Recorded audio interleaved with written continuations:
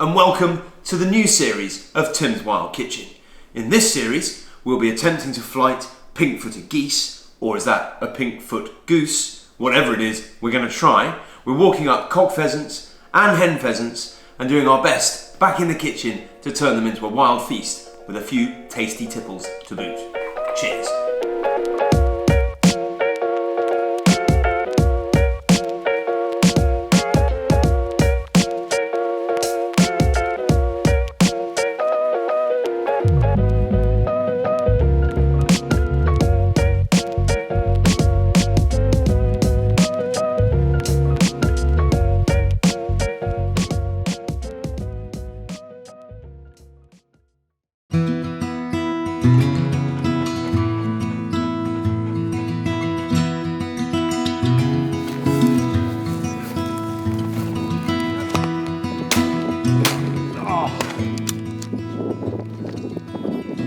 Here we are once again at the Innes estate in fabulous Morayshire in the incredible Scotland, which is very rich in field sports, as I'm sure you'll be aware.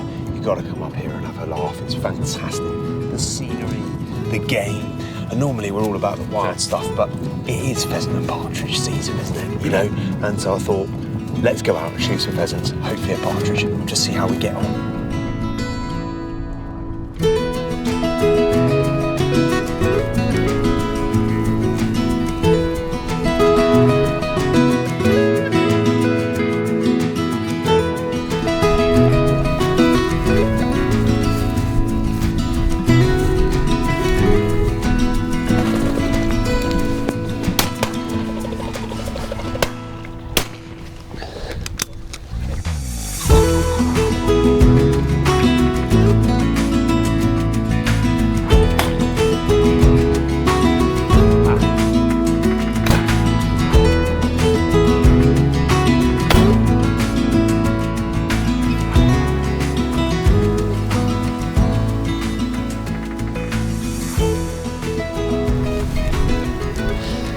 Absolutely my favourite type of shooting. Just walking up, snap shooting, you know, it's exhilarating. You've got to be sensible, you've got to know what you're doing, you've got to be aware of where dogs and people are, not to mention cameramen, and just, you know, be on your mettle and just getting on and shooting them. And people think it's easy or unsporting. And these pheasants get up in the wind like this, out of a hedgerow, and they're breaking 20 yards behind you or 20 yards in front of you. It's phenomenal sport. Love it. The reason that I wanted two of each is because they cook so differently, and people don't realise that. I mean, I'm always phoning you and saying, can I have the hen birds? Everyone wants a hen. Everyone. If you go on a roasting bird, you know, your hen birds right up to December, they're good to go. Nice and tender, really soft, a bit smaller and much less tough. But what about this pheasant here, Ben? Eh? It's a big one, that one, yeah. It's a big one. Yeah. It's a big one. What do we think? 2 years old? More? At least, yeah. At least. Yeah. It's a monster. It weighs a ton. And that's the thing I think that people struggle with. You might definitely understand there's a difference between a pheasant and a cockbird. The cockbird's always going to be a bit tougher because they're a bit bigger, they range a bit further, they do all of that, they're always out fighting and whatnot. But if you then put these two cockbirds together, this one is going to be different to this one. And that's the thing, I think we've got so used to eating a chicken from the supermarket that's the same every time. But when you get into cooking a bit of game, it's difficult to sort of get your head around it. But as you begin to progress forward, you learn level one that the hens are going to be more tender than the cocks and you need to do different things with them. And then you sort of take a deeper dive in, you start looking at what's a bit older, what's a bit heavier, how that's going to affect the cookery and what you choose to do with it. You try and roast that bird. You'll still be there next Christmas chewing it, you know. Yeah, exactly. Well, having shot a few hen pheasants yesterday and then having gone on about it, how important it is to make sure that your hen pheasants are the ones that you roast, I thought we'd better do a roasted hen pheasant.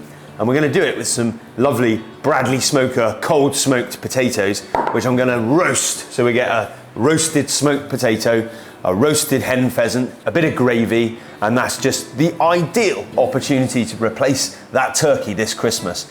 So without too much further ado, we'll get on with it. can't have Christmas lunch without a roast potato. This year's roast potatoes, they're gonna be smoked. So I've parboiled them just as you would any, you know, with your normal roast potatoes. And I'm just gonna give them half an hour in the Bradley cold smoker over a bit of whiskey oak before I take them in and roast them in the usual way. One of the important things to remember when you're roasting something like a pheasant is that it's not a chicken, it's not got the high fat content. You can't just chuck it in the oven, wait for it to go brown, take it out and it will forgive you. You've got to think about what you're doing. So when we come to roasting the bird, we'll talk through some of that, we'll finish the final prep, we'll take the feet off, blowtorch the little bits of feather and get them out of the way. But here's a bit of a mind twister for you. The roast potatoes need to go on first, okay? That's how long it's not gonna take to roast the pheasant. All right, so in terms of getting the roast potatoes on, I've got a tray in the oven that's heating up. It's got a bit of light olive oil in it. I'm gonna whip it out. I'm gonna stick it down here. Gonna put some butter in it. Gonna tip those potatoes in there, give them a good shush about, chuck in a bit of salt and pepper and fling them back in the oven. We might add a bit of thyme a bit later on, but for now, that's all I want. The important thing with a roast potato is to remember that it's roasting. Roasting in the potato sense means that we need a bit of fat in the pan, okay? We can't just get away with drizzling a tiny bit of oil on the top. It's Christmas. If you can't have a bit of extra butter, what's the point in life? So let's get the spuds on and then I can talk you through the pheasant. On to our pheasant. Now the important thing to remember here is when we start roasting our pheasant, we're gonna use a hot pan to get it going. So I've got a pan, a good trustworthy flat bottom steel pan with a nice, nice thick bottom on it. It's loading up with heat on the Arga there. It's going to get going. So before we finish this, it's important to show you a couple of things. Okay, now I'm not the best plucker in the world, but I did pluck this pheasant. She looks all right to me. It could perhaps be slightly better, but the other one was had a few pellets in the breast, so that didn't work out at all. But this one looks all right. It's got a broken thigh, so we have to take a bit of care with that. There's a couple of things left to do. I've plucked it and gutted it, but I like to finish by playing the flame of a blowtorch over the bird, just to remove any of these last little tiny quills, get rid of those, tighten the skin up a little bit. But also I like to take the feet off, and I like to try and do that in such a way that we remove some sinew from the leg bone here. The drumstick of a pheasant is, it's full of sinew where those birds launch themselves into the air spring-like. So we've got to be a bit careful because this leg's a bit damaged, so it might be difficult to get out. But I'll show you as best as I can on this leg, and then we'll cross our fingers for the second leg. So what you need to do is just above, we call it the knee joint. I don't know why I call it the knee joint, because actually it goes backwards instead of forwards, so it's probably more of an ankle. But anyway, I'm too old to change my mind now. I break, using the back of a heavy knife, break the leg just above that knee, and then I twist that round a few times, the foot. It seems a bit grotesque, okay, but ultimately we have shot this thing and pulled its guts out, so let's not get squeamish now. 3 rotations and then give it a little pull like that, and you bring out the majority of those hard sinews, okay? And then, as an addition, you can give this to the kids and they can have lots of Christmas fun, making the feet shape do different things, so that's always fun. A little Christmas treat for the kids. And then we'll just chop that off. And what will happen is as it roasts, the meat will pull down the leg nicely and we'll have a much improved drumstick experience. I'll try and do the same on this side, but it's broken in a couple of spots, this leg, so it might not work out so well, and I don't want to end up ripping the leg off, so we'll just have to be careful. 2, 3 rotations, hold it firmly. Oh no, that went better than I thought, so that's done the job again. And then again, we'll just whip the end off there. Looking good. So that's the basic prep done. Lots of times in books, you'll see the pheasant all tied up like this, okay? Now you could put a bit of bacon over it and tie it up with a bit of string, but actually I think you get the heat into the leg meat faster if you leave the legs open. If I was gonna roast it on a spit, in a rotisserie, maybe you're incredibly wealthy and you've got a rotisserie scenario going on in your kitchen with a spit on it and a small child to turn the wheel, or a dog or something, then lucky you. Unfortunately, I'm just gonna roast mine in a pan in the oven, and I think it will work better if we don't tie it up. But I will just get rid of any nasty little bits of remaining feather. Just a bit of that. And it also helps tighten up the string, the skin a little bit. Gives us that nice presented bird ready for roasting. Of course, you could get your pheasant ready from your preferred local game dealer. You know, we need to support those guys and use them, and we haven't always got time to prepare our own game, I understand that. And let's face it, you know, if there's going to be a shortage of pheasants and of turkeys and chickens and geese and things this year, then why would you not want a nice roasted hen pheasant? I mean, quite frankly, why wouldn't you want one anyway? But there we go. A little bit of olive oil now on the bird. This is a light olive oil. It's not an extra virgin olive oil, it's just a light olive oil that you use for cooking. A bit of salt, plenty of pepper, and we're going to keep this, you know, uber simple. All right, not too many herbs and spices and things. Just nice, plain roasted pheasant. Rub that oil over the bird nicely so it's gently coated like that. And then the last thing to remember is that I brought this bird out of the fridge about 2 hours ago. So it's no longer fridge cold. All right, so when we roast it, it's going to have a nice, even, straightforward heat transfer. A lot of the flavour of the bird is in the bone. The bone is closest to the skin on the back of the bird, so that's where we're going to start roasting it. Okay?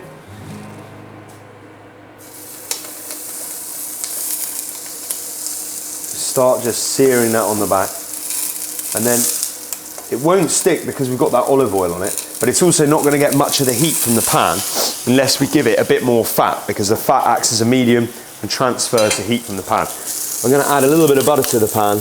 That's going to help transfer the heat, and you'll hear the sizzling will change as the heat goes from the pan up into the back of the bird.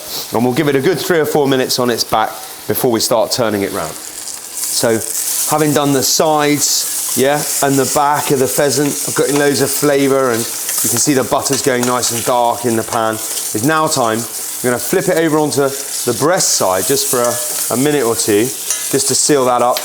I'm going to add a little bit of bay leaf for flavour. Watch out, they'll make it spit a little bit. We'll give it another little bit of seasoning. Salt, pepper, maybe a bit of garlic. Oh, it's feeling very festive. You know, don't lose these opportunities to get flavour into your food, okay? So just because it's a roasted pheasant doesn't mean we can't give it a little bit of something special. So some bay leaf and some garlic just in the pan there.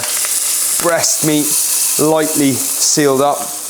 Then I'm going to flip it over and chuck it in the old Arga box here. Now, it's not the most fierce of ovens, but because we've warmed everything up and got it going nicely, you should find that you get a nice heat transfer through it. We want to take the pheasant out just as the protein sets. Okay, so it's not fully cooked as in dry, but it's not pink, but it is nice and juicy, and all of the protein has sort of, you know, changed texture slightly. So it will be pinker towards the bone, but never rare, okay? Rare pheasant is, well, it's fine. You know, you could probably have pheasant tartare if you wanted, but it's not what we want in our nice sort of roasted Christmas festive lunch style dish, okay? So, last spooning of the butter over the back of the bird, flip it back over again, so that the breasts are uppermost, okay? So they're not in contact with the pan, so they won't take too much heat transfer in the oven and dry out. We want the legs to cook, we want the breasts to be nicely done, but we don't want them overdone. Into the Arga, any oven will do, approximately 200 Celsius. Good luck getting your Arga that hot. So I'm just having a little fettle with my spuds. Now, these are roasting up quite nicely, but it can take a bit of bravery. I like to then break them slightly. That allows a bit of fat to get under the initial crust. And what happens then is that fat will then get you that nice sort of extra crispiness. If it can't get into the potato at all, you'll just get a sort of, basically a baked potato with a bit of oil on the outside. And that's not really what we're after. We want a few crispy bits. So let's be a little bit brutal with these potatoes. Rough them up a bit. Oh, nice. Nice. Festive cocktail time. So our lovely friends down at the Borders Distillery have sent us a few of their products to have a little bit of a play with. And you should check them out, because particularly the vodka is very, very good. And we're waiting for the first lot of whiskey to come out of there, but that's quite exciting. In the meantime, they're buying whiskies from across Scotland and mixing them up and doing interesting things with the wood. And this one, Lower East Side, which always makes me feel a bit like a rapper, like Lower East Side. I don't know why, but that's how it makes me feel. They've designed this one to be good for things like a Manhattan or an old fashioned. So what I've tried to do is go for a sort of Christmassy whiskey sour. So I'm going to go with some cranberry juice, and some lemon juice to give us some of the sourness. And then for sweetness, I've made a little sugar syrup, but along with the 50% brown sugar, 50% water, I've added some cinnamon bark and a little bit of cardamom, just to give it that sort of more festive feel, you know? So it's not just an excuse for a strong drink in the middle of the day. This is a really useful cocktail ingredient, okay? If you are not familiar with it and you are a bit bored of importing bourbon from the other side of the planet, this is a good way to go. It's quite fun. It's got a real aroma to it and quite a smoky, it's got that, it's definitely whiskey rather than bourbon, but it's got that certain sweet stickiness to it, that sort of cigar smoky kind of feel. So, without further ado, I'm going to break another rule and I'm going to shake this rather than stir it. I'm going to go with some lemon juice, and I want roughly the juice of one small organic unwaxed lemon. I'm going to put that in there, sieving out the pips using my special portable sieve. And then I'm going to go for roughly the same quantity of cranberry juice. And you could use freshly squozed cranberries, but I'm just using the variety of cranberry juice that comes from you know, the shop. Try not to get a sweet one because we don't want it to be too sweet. It's a whiskey sour. So in with that, a little drop of our sugar syrup to balance the acidity, and I'm going to go half the amount because it's spicy and it's rich and it's going to take over if we're not careful. And then I'm going to go whiskey. Roughly the same amount of whiskey as there is everything else. Maybe just a tiny bit extra because it's Christmas. There we go. Put that in there. Put the lid of the shaker on, make sure the shaker's closed on the top, give it a little shake.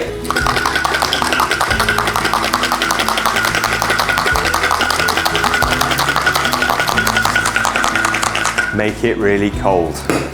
Okay, lid off, and then just hold back the ice with your special finger, and I'm going to pour this into this beautifully prepared glass, which has got one great big chunk of ice in the middle, so it doesn't dilute the drink too much, but keeps it nice and cold. And there we have it, the Tim's Wild Kitchen Winter Festive Cranberry Sour. Okay, made with this beautiful Lower East Side whiskey from the Borders Distillery. Enjoy. Pheasant's in, it's had about 20 minutes. It's going to be ready. I'm just going to give it a quick, so I can feel it's firmed up nicely. I'm going to leave it there to rest. It's going to rest for about 10 minutes. While my pheasant's resting nicely, I'm just going to pop it on that board there just to finish off. And then I've got all this lovely buttery pheasanty goodness in here. So I'm going to pop that back on the stove. We're going to give it a little splash of, you know, ye olde cooking wine that's left over by the Arga there. Just a little splash. We'll bring that up to the boil, reduce it down a little bit. And then here I've got some strained off dark pheasant stock that I've just made in the usual way with the bones from the last pheasant we ate. And we'll just get that in there. That'll give us a nice gravy to go with it all. Wow, the smell of wood smoke when you take these smoked potatoes out of the oven, it's just awesome. Look at those, super crispy. They just need a little bit of fancy salt on them to finish them off. Gravy's ready.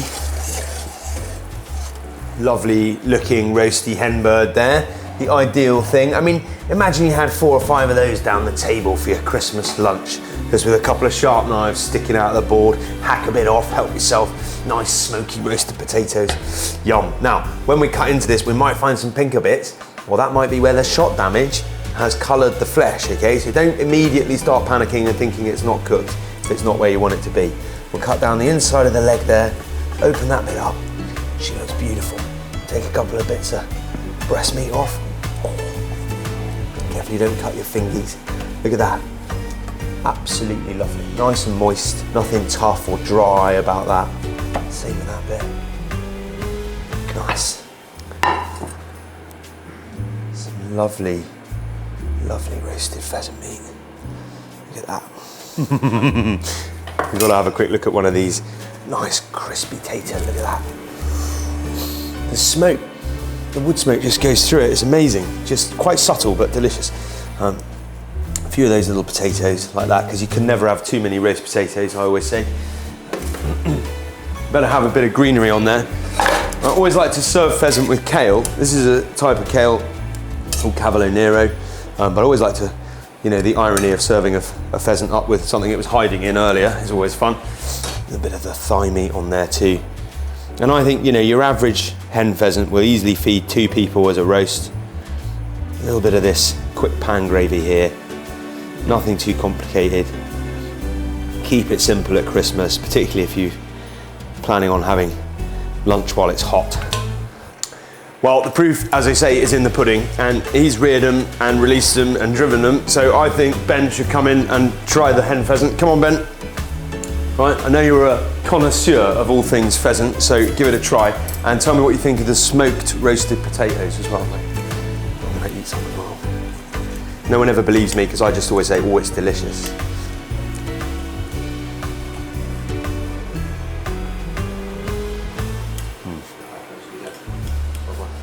Moist. Lovely. It is moist. It's lovely. Tender. Yeah. Better than turkey. Yep. Sorry to the nation's turkey farmers, we love you really, but that pheasant is awesome. Try a smoky roast potato. They're hot. They're hot. Yeah.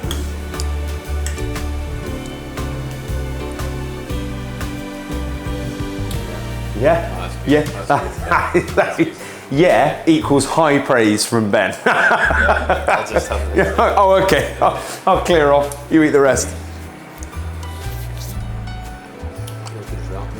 Kale's good as well. You know you're winning when the keeper approves your pheasant dish. Excellent. I think my work here is done.